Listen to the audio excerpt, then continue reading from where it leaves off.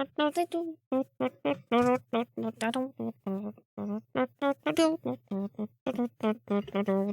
that? I don't know. Sweet. And with that, we'll just kick off the episode. Sounds great. Welcome to The Adventurous and our new theme song. Beautiful. It's a wonderful theme song. It is. It is. We'll just we'll get rid of the cool one we made and we'll use this instead. Yeah, it's brilliant. All right. Welcome back to another week. Hopefully everybody had a wonderful, I'm assuming, garbage weather November, unless maybe you're in a different part of the world listening to our show. We do have like one listener in New Zealand. Oh. I don't know. Is it sunny in New Zealand this time of year? Maybe. I think it's summer. I don't know. I don't know how the world works. That's why I play D&D all day. Yeah. Welcome back. Hopefully you guys are ready to continue with the trek towards Thunker Gloomrage's Forge. Yes, we are deep into the mist now. And we're going to jump back in just a minute. But, hey, thanks. Thanks for joining us. Yeah, all that stuff. So we'll just jump right in. So without further ado, I hand it to you. Thank you. Oh, look at that. 3 rhymes. Oh. Boom, boom, boom. Boom, boom, boom. Boom, boom, boom.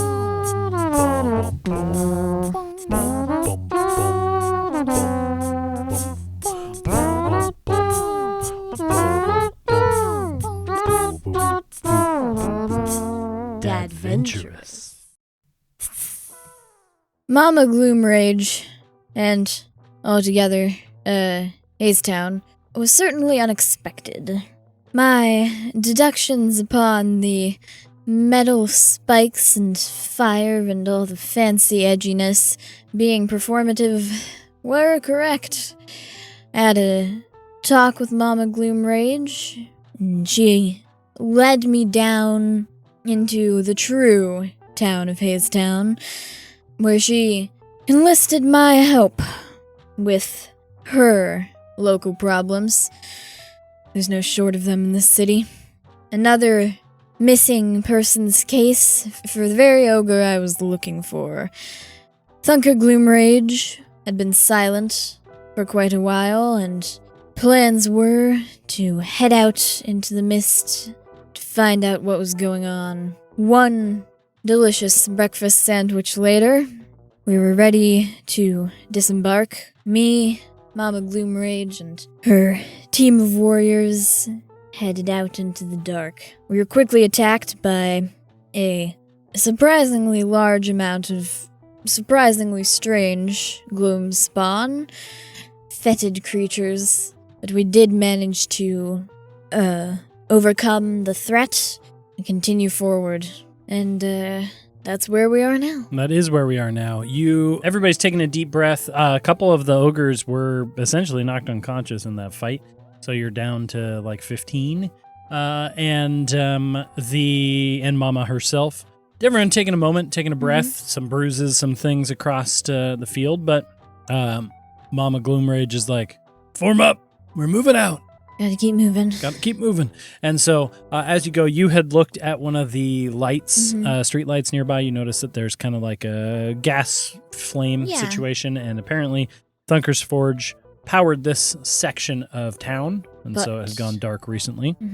And so you guys set out across this mist, again, very oppressive, dark, hard to see, and the sun is going down to the point where it's just getting darker and darker. I think a bunch of the ogres have light sources that they pull up. I think, originally you saw all this like flame and everything. And that is there too, but it's more like lanterns. It's not like big torches. They've got like lanterns, hooded lanterns pointing out, shining the way. But as you know, light in the fog is only so useful. Yeah. Because it also makes things in a way harder to see. It makes you more comfortable, but it makes it harder to see. Yeah. I think if they are pulling out lanterns, I think I don't pull out my green flame blade. Okay. I think I want to be non-standing out among this crowd of people, so fair. I think I'll just... Mama leans down to you. She's like, well, that was good fighting back there. I can tell that, you're living up to your investigator name, I suppose. You can say that. I notice you got some fun powers with your sword there. Pretty impressive. Thanks. Is that one of Brixie's? The sword is, yeah. Okay, wonderful. Well, and she keeps the cleaver out. She had failed miserably using her giant broadsword last week, so I think she puts that in the sheath and just keeps the cleaver. Keeps the cleaver out for now. She's like, well, as we go, we'll keep our voices down, but if there's any questions you may have, I'd be happy to answer. How long is the trek? Oh, shouldn't take us more than 20 minutes. All to right. Get through. Yeah, maybe 30, depending on all of this. And she just kind of waves out to the, fog. Yeah. Yeah, that seems about right. Yeah, I think I don't have anything for her right now. Okay. So I think I'd just be on the lookout for anything. On the lookout. As we go, we're going to do kind of random encounter style thingies for this. So we'll say you guys cruise along with the ogres and Mama Gloomrage making your way along. I think about 5-10 minutes passes by and the fog kind of feels like it closes in again. You're passing between a couple buildings. You feel that kind of, tingly feeling at the back of your neck. Can you please roll a d6? Oof. Okay. 3. A 3. I think you start hearing this kind of soft sounds in the mist, kind of like whispers, creepy noises, and everyone's kind of quiets their conversation, starts looking around, and you just see figures almost like mirrored figures in the gloam and the fog. It's like at first you think there's a creature there. At first you think there's a gloam spawn, but as you look, you see it's kind of walking with you. And it's just this weird effect of the fog right now. You can't tell if it's... Is it a mirror of everyone? Or... As you kind of look around, it's vague, but it's like both sides you almost see, almost like you're walking next to water and getting a refraction or a reflection in there. And it just happens periodically, and it's just enough. This is just a random thing, so it's just enough to make people do a wisdom saving throw. Oh, no. Me too? Yep. Oh, Mama Gloomrage. Oh, no. Knows what's up. I do not know what's up. Okay. I got a nat 1. A nat 1. Wow, Mama Gloomrage got a nat 20. Oh, wow. Yeah, we'll say... Oh, gosh, gotta honor both. We'll say you have this moment of takeover. Oh. Where it's not so much like your mind is taken over or something like that, but it's just intriguing enough that you start doing that thing where you're looking to the right, so your body starts to walk to the right. Oh, yeah. And you start to leave the group and start to make your way into the fog, trying to figure out what exactly it is that you see. Yeah. And then you feel a firm hand grab you on the shoulder and literally pull you back over. And we'll say with your nat 1, you would have wandered off into the mist, but with her nat 20, she kind of evens it out. Okay. And she puts a hand on you, and she says, not yet. And sorry. Yeah. And I don't think you're thinking of this as like, as you look back, everything's gone now. Oh. I think it's more like, maybe that was a gloam spawn. Maybe it was just the mist. It's hard to tell, but it sure feels weird here. Yeah. Have I ever seen anything like that before? I don't think you've been in mist this abundant before in the fog. Like normally you've got streets, you got city nearby, you got people. It's always foggy, it's always there, but there's something extra oppressive feeling in Hazetown. Okay. That being said, you also felt that a little bit when you woke up this morning in the streets. Today in general feels maybe a little thicker. Okay. So you go on along a little further, she leans down to you, she's like, well, we're going to be coming up on the branch soon. We'll head for the main gate and cause a distraction, and you can head around the side and see what you can see. Is there a back door? Yeah, there's a few doors. Okay. It's not gated off or anything. It's just a big warehouse forge, but it is spread away from the town a bit. It's kind of on the edges of Hazetown, and so there's a bit of an opening beforehand. We'll have to, hopefully cause whatever problems we need. All right. Good luck. Yes, but before we do that, as you're standing there talking to her, one more d6, please. I got a 1. 1. Uh-oh. At one point, you hear this strange, pained moaning in the fog, and it's coming from kind of off to the right, and everybody quiets up again, and you hear this, and slowly coming from the fog an ogre, Oh. carrying gear like cauldrons and pots and soup pans and things like that, stumbles onto you guys. Oh. And he's just like, I was lost. Thank you. But he's just covered in bruises, barely holding on. He must have gotten pulled into the mist a little bit. And so some of the ogres grab him, and 2 of them actually take him back. Oh, they go all the way back? Yeah. Okay. Mama Gloomrage is like, get him back down below. They probably don't have to go all the way back to the dome, but they find an entrance nearby to get down into Hazetown. Okay. I go, that looked bad. She goes, today seems to be one of those days, but I'll be honest, it's been bad lately. Yeah. That's why we like our... And she like thumps her foot on the ground. She's like, that's why we like our places down below. It's a little less intense down there. Yeah. Oof. And then you guys come up on this road sign. And again, very dark now, but there's a big sign that just says Thunker's Forge, with a sign pointing, a beautifully metal carved welded sign, like very well done.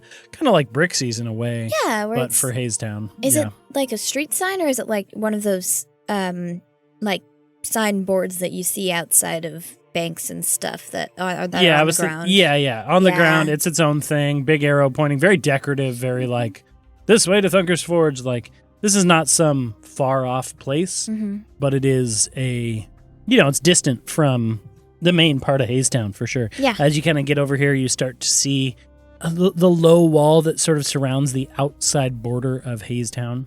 And I mean, make a perception check. Yeah. Horrible. 6. 6, okay. Fog is thick, but you do start seeing the looming shape of the warehouse, and Mama Gloomrage gets them all to cut their torches, get everything down, and huddle up. All right. Okay.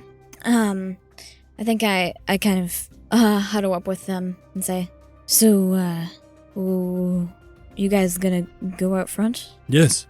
We'll cause a distraction. You see if you can get inside, see if you can get eyes on Thunker. Maybe see what's happening. And there's always that flare if you need it. All right. Should be strong enough to break through a window if you aim correctly. And I'll come running. All right. In the meantime, we'll do what we do best. And they go off on their merry way. Good luck. Good luck. Marv pipes up now that they're gone, too. And he's like, well, just you and me again. Just like old times, eh? Yeah, something like that. I don't remember doing anything quite like this, though. No, this is new for both of us. I walk down the road. Okay. Kind of. Can you make a stealth check for me? I'm assuming you're being sneaky. Yeah, I am. For once. Can I add my D4 to that? A 16. A 16? Okay. Would have been a 12, but... Yeah, I think you start going down this little side street. There are no signs pointing this way. There's a couple low buildings nearby, and then you kind of clear through this alleyway, and you can see the sort of larger gap towards this warehouse-style building. Not massive, but, a big, just kind of not very decorative, very functional, big rectangular building. But there are... As you are getting close and seeing, you can see some smokestacks sticking up off the top, and they are putting off smoke. Oh. And there's a little soft amber glow. So the forge is on. But it's not providing power. That part of it is not being provided towards that part of the city. Whatever's going on there, you don't know. Okay. But the forge is being used. Okay. Yep. I don't like that. I honestly would have preferred it if it was entirely off. Yeah. All right. I think I see that. Is it kind of like reminiscent of Brixie's a little bit? Warehouse style? In the idea of function over form, Brixie's is like this big garage, bunch of bay doors, a lot of activity, hub of tons of different artificers and people coming in and out and all that stuff. And then she's kind of at the head, lots of vehicles and gear and batteries. Hers is like this hub of activity, even outside. I think hers is like open all the time. Yeah. This is more like big metal warehouse building with a couple doors and windows, but for the most part, this is a bit more industrial feeling. Okay. But in terms of building and whatnot, yeah, similar. Okay. Sounds good. I pull my coat up around me, kind of get in the mode, and I think I want to try and go over there. Okay. We'll carry over the 16 for now. You start making your way over, and I think Through the you big see, gap. yeah, you see something move in the mist as you do often. It's not that crazy to see gloam spawn or something in the mist like this. Doesn't notice you. And at about the moment when you're about halfway across the gap, you see a side door a little further along. You're able to make your way that way if you like. Yeah. You also see a fire escape going up, kind of towards the roof, so you have choices.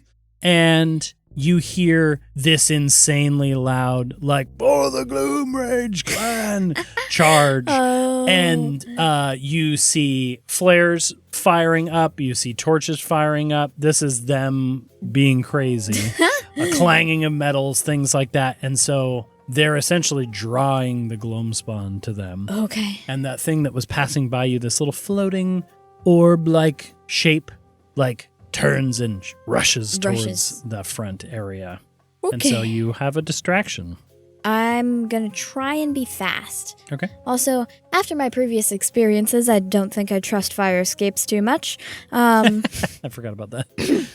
That's where I lost my hat. Well, it wasn't the fire escape's fault. That was the gloam wing. No, but I did attract things by being loud. So I think I want to head for the side door. Okay. Staying low, Staying low. Going for speed, so make another stealth check for me here. Oh, no. It's a 5. A 5. Okay. You make your way along, and one of those like floating orb things like stops, another one, and turns your direction, and you notice it. You are at the point where you think you could either stand your ground or see if you can make the door. But a gloam spawn is a gloam spawn. Can they phase through things? You have experienced that before. Right. But not all of them. It's kind of hit and miss, but you have experienced that before. Okay. Or cause some sort of distraction or whatever. It's coming your way. It doesn't necessarily notice you, but it heard the sound of your foot skittering across gravel. Okay. And it shifts its direction and it's coming towards you. Okay. It does that. I think what do I have? See that is that there's gravel here, right? I think I pick up a piece of gravel and kind of like hunker down low a little bit and throw it as hard as I can into the ground as far as that distance you can give me away from me. Back towards like where you came from? Yeah. Okay. Kind of, I want this to be a loud, not loud, but gravel on we'll gravel. say you scoop up, you probably need more than one, but you Yeah. scoop up a handful of gravel. Make a low DC athletics check. Ooh, Yeah. that was unnecessarily high, but I appreciate that. A 21. A 21, yeah. You are able to scoop it up and you fling it and it like flies through the air and this thing is coming towards you and it flies through the air and you're kind of waiting and this floating orb with like tentacles coming off of it. Or like tendrils, I should say. And then finally the rocks clatter against the ground. They slam up against this metal base of a building and they make this loud clang. And I'm going to roll for this thing. It takes one last look your direction and then with a turn and a 6, it rushes towards the gravel. Ooh, okay. And you are going to try to make the building? Yes, I would like to do that. Okay, go ahead with advantage this time and make a stealth check once more. 13. A 13?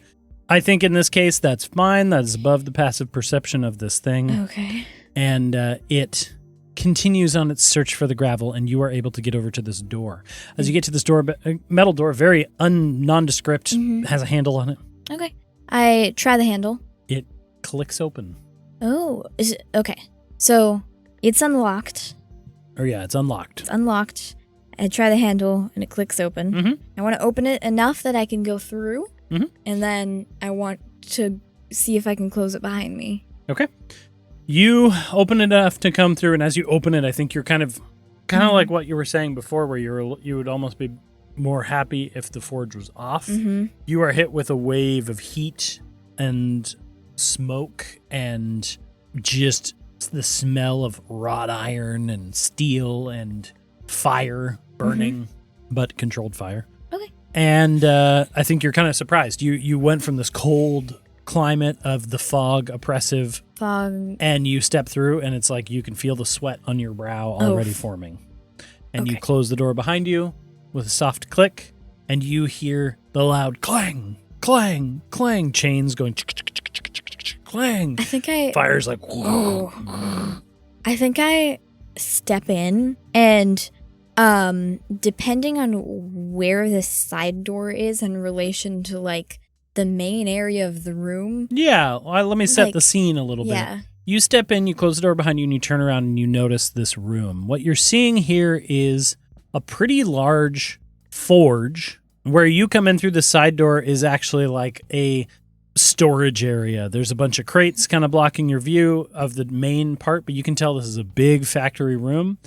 To your right, there is a metal stairwell going up to a catwalk. Oh. And at that catwalk, you can see that there are like big basins of where they're melting down metal. And then that can be poured into molds, into things like that. So you see these huge hot pot things floating, or not floating, but hanging from up high that this catwalk would go to. And then you get around the boxes a little bit and you look in. And there's chains hanging down. There's different workshop tables and things of that nature. I don't think you can see everything from here. Yeah. But the main part of the forge that you see, there's a lot of swirling smoke. And you mostly hear the clanging a little further down that what you can see off to your right. But in front of you, go ahead and make a perception check for me. Okay. Not great. A 2. A 2? Okay.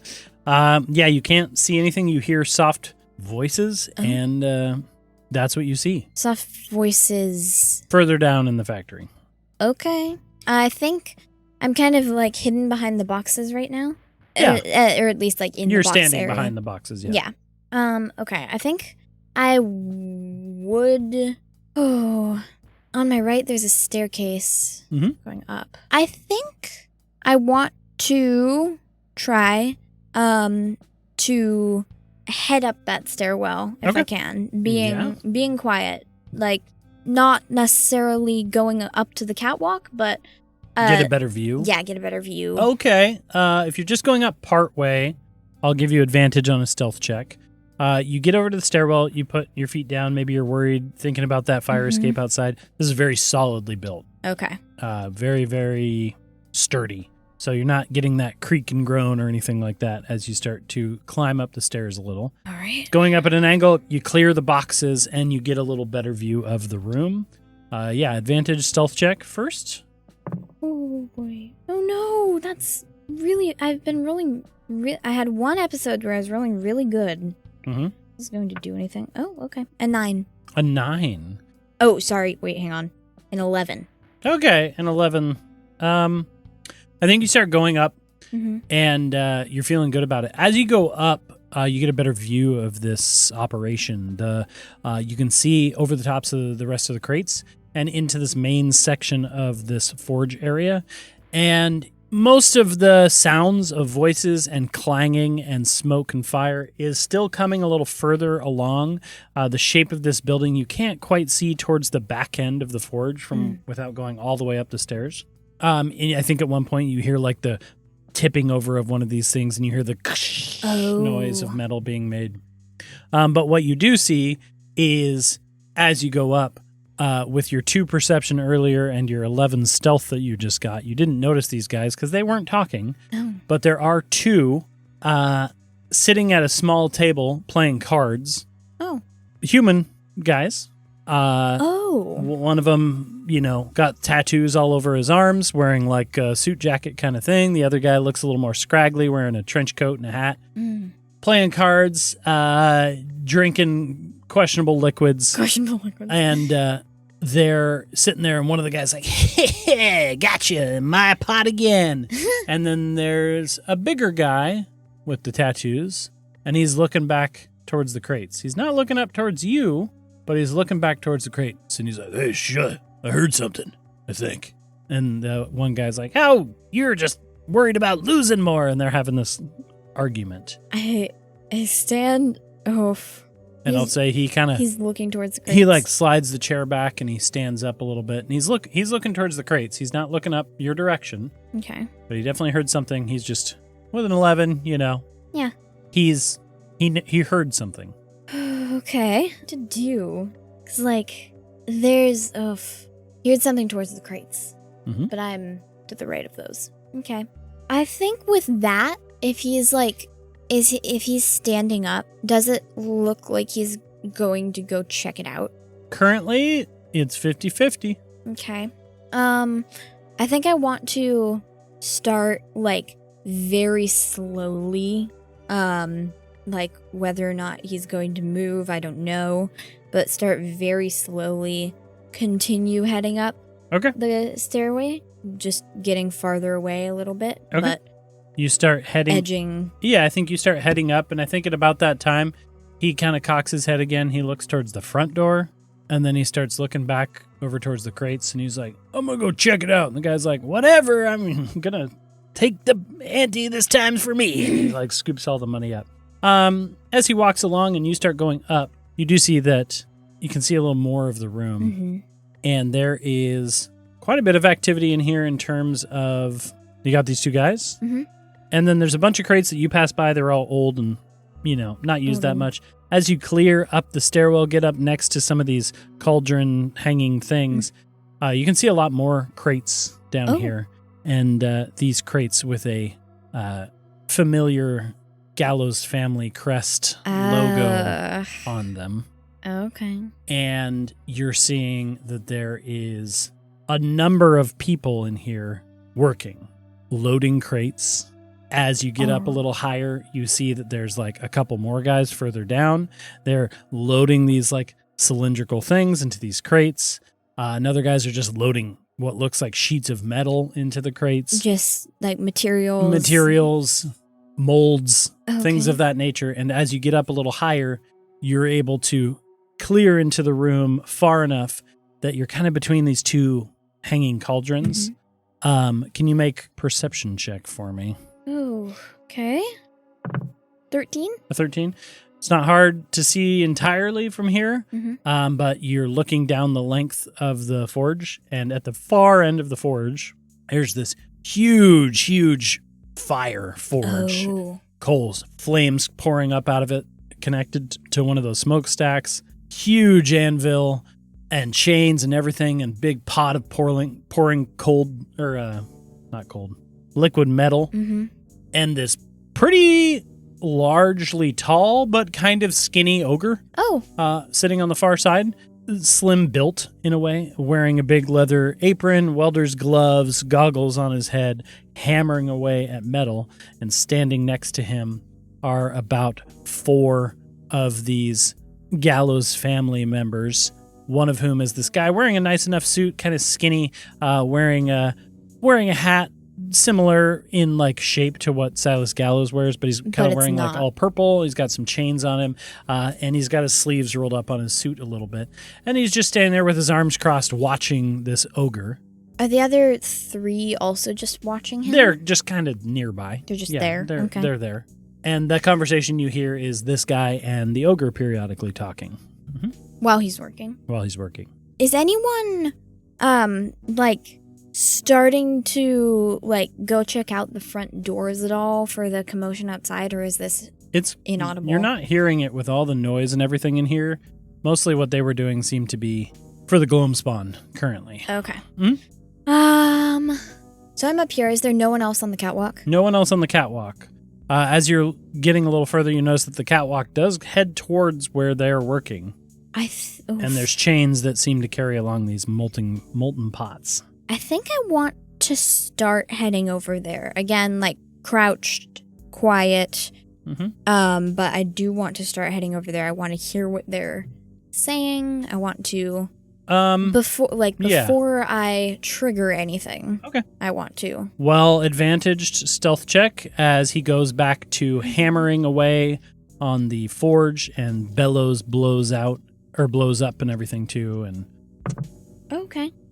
Advantage? 19. 19. Okay. This time. You're able to time your steps a little bit with the clang of the hammer. You get over there.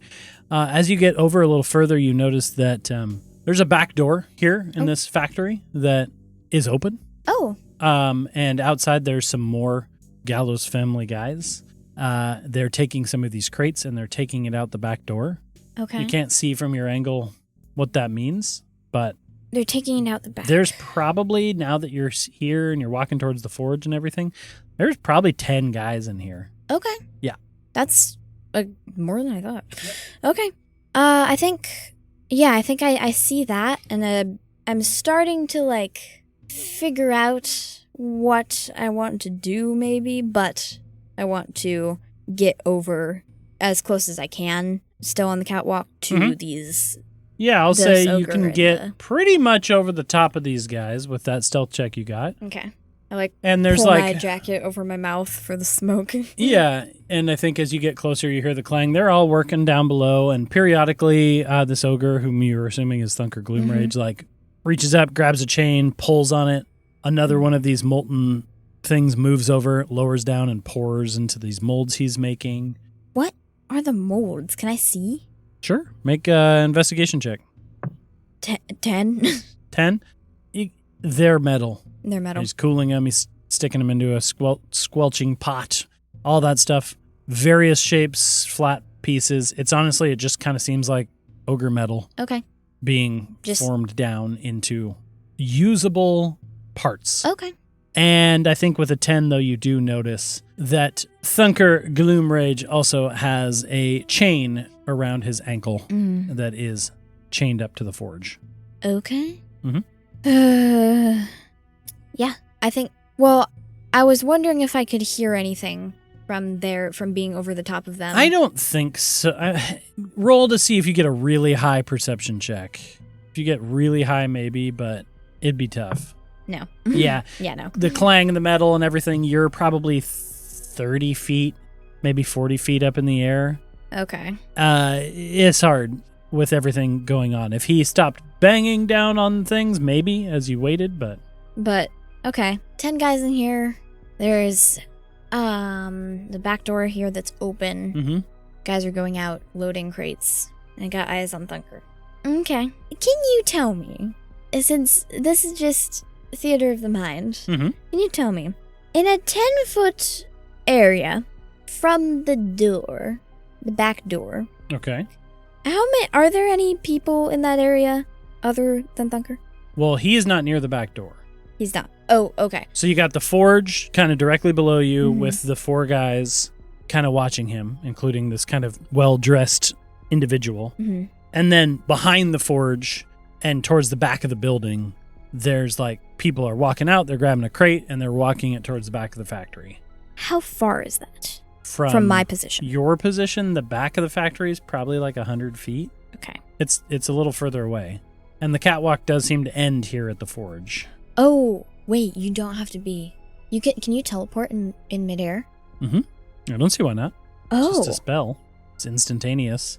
Okay. One action. It's within range. I can do that because I have a 90-foot range for this. Okay. I got a plan. Okay. And it's gonna cause some chaos, but I got a plan. Love it. Love to hear it. I take a deep breath. I make sure Marv is ready. I pull out the flare, so that is also ready. Okay. I say, all right, Marv, let's do this. And let's go. I would like to jump off the catwalk. Rad. And Marv goes, okay, here we go. And I want to be able to, I would want to position myself so that in a 10-foot area from my space, I would not hit Thunker. But you said there's guys around him, so... Well, there's guys near him, but he has his whole space where he's working. Mm-hmm. I think you could hit those 4 guys without hitting Thunker. Okay, great. I jump off the catwalk. Okay.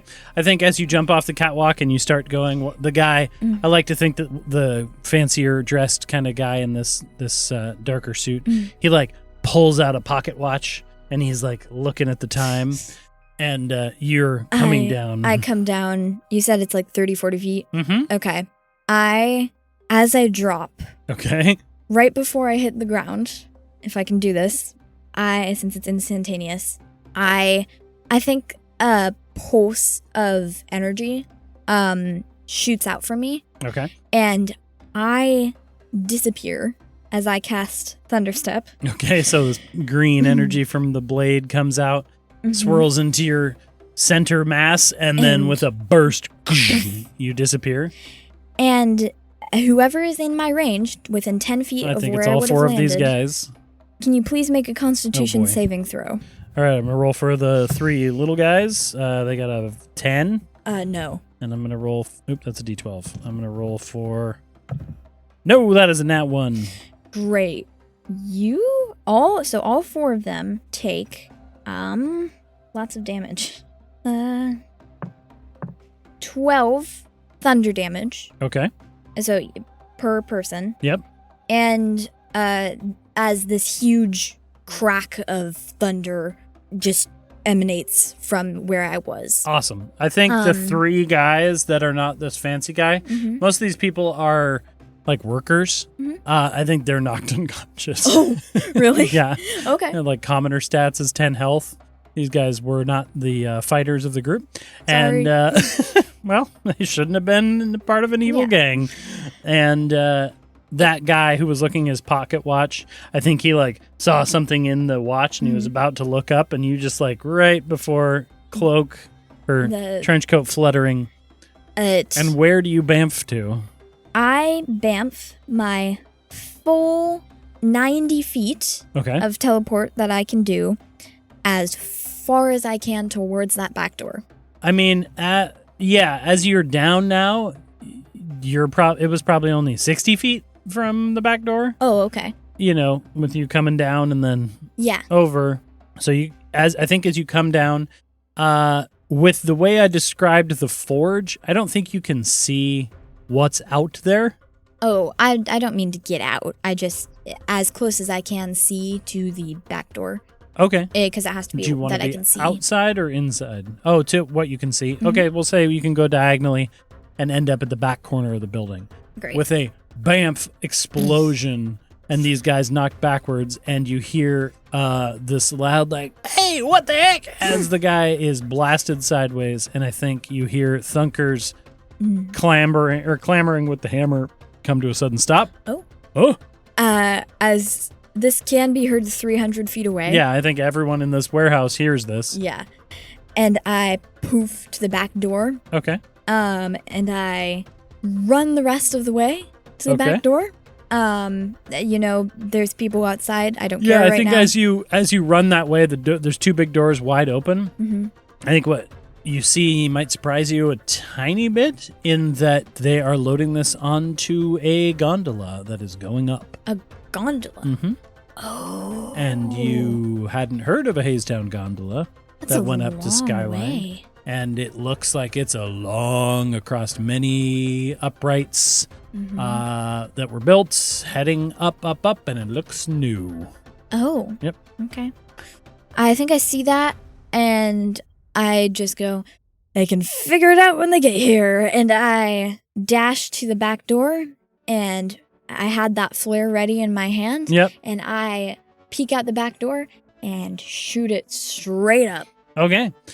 Well, then, you slide outside. There are a bunch of worker gallows guys that have these crates. One of them drops them, and he's like, "Oh, no!" And you slide outside, and you launch this flare. I'm going to roll something. You know that they were causing a distraction. You know they're at the front of the building. But that flare flies straight up true in the sky, and with a loud boof, pops into this orange light up high above the thing. Nothing happens right away, but you get a feeling that was a pretty good flare shot. All right. I throw the casing to the side. Okay. And unsheath my sword. Okay. as you unsheath your sword, and it glows with this energy left over from Thunderstep, the hailing down sparks from this flare kind of fading behind you, and you stand there with your cloak or your trench coat fluttering in the breeze. There's all these workers here. Can you make an advantaged intimidation check for me? Absolutely. As these guys are not necessarily... Advantaged? Yep. Non-natural 20. A non-natural 20. I think a bunch of these guys that, they're working for the Gallows family, but these are like low. These aren't like Gallows family members. Yep. They turn, they drop the crates, and they run back inside the warehouse far, far away. I think as they're running past the forge, you see the head of a ogre with goggles peek past the forge and look your direction. And wave. Then pick up his goggles and slide them up on the head, and his face is just pure confusion. I wave. And then I think this guy in this kind of purple, more nicer suit with the hat, he steps into view and he takes the hat and it's all burned, thunder blasted to a crisp, and he throws it aside and he looks at Thunker and he says, "Get back to work. I'll handle this." And he reaches into his coat pockets and he pulls out 2 brass knuckles on either side, and he punches them together, and then he starts walking your direction. That's great. And as he walks your direction, I think he goes, "Oh, you must be the one we're supposed to watch out for. The investigator, right?" Glad news of me has gotten around. Yeah, not just you either. You and that cloaked vigilante causing problems for us, and I'm going to be the one to deal with you.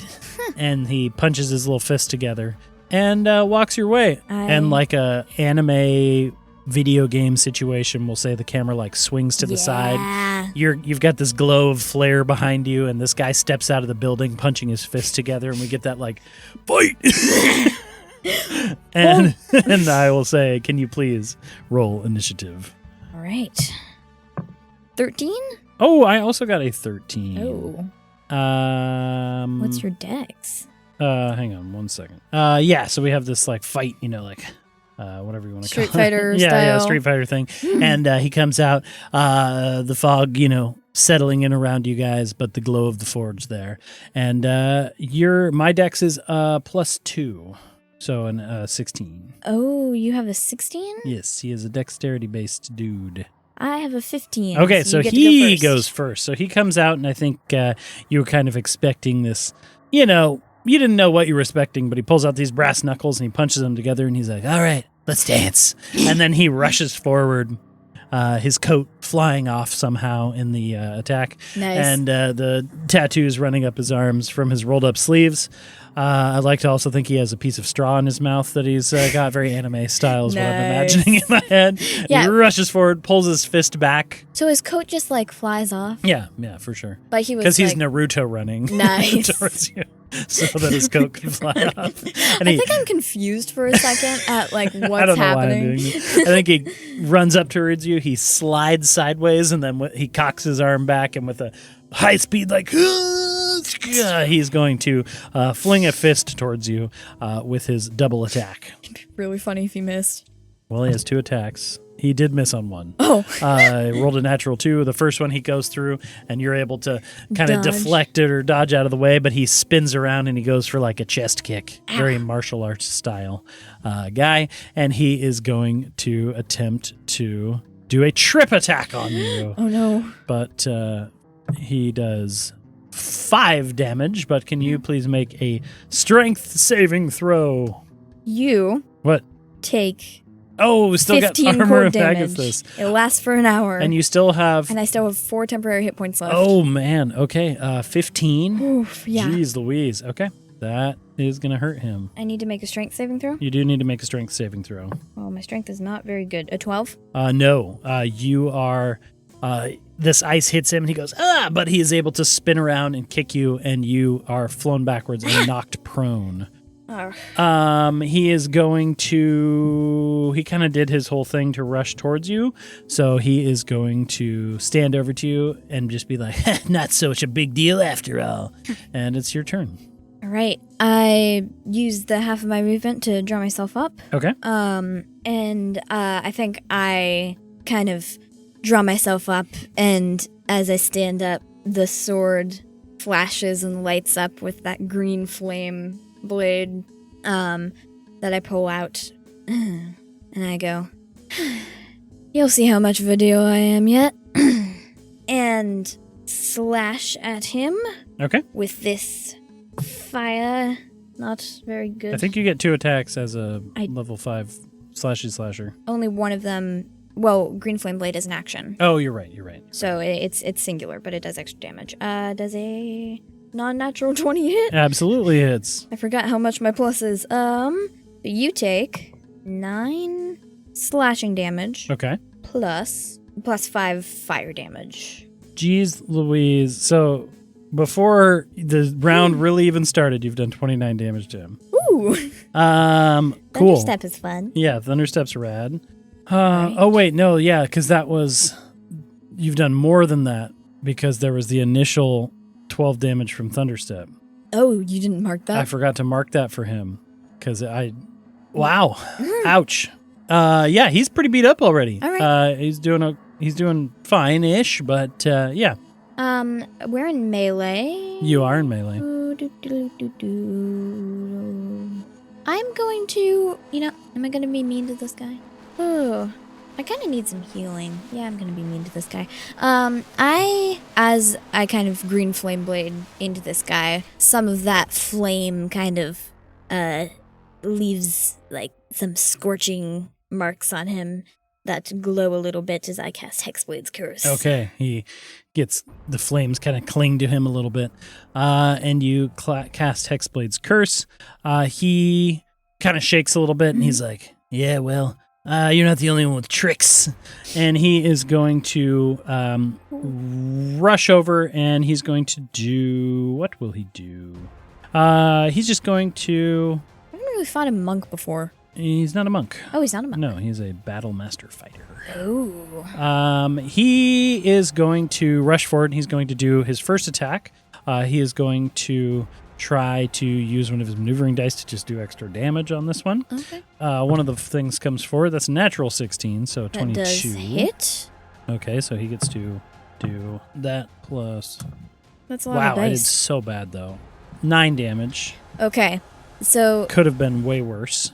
But then he is going to use his other punch now, or kick towards you. Ah. He's going to kind of jump back, and he's going to kick towards your chest again. Oh, boo. A 12. No.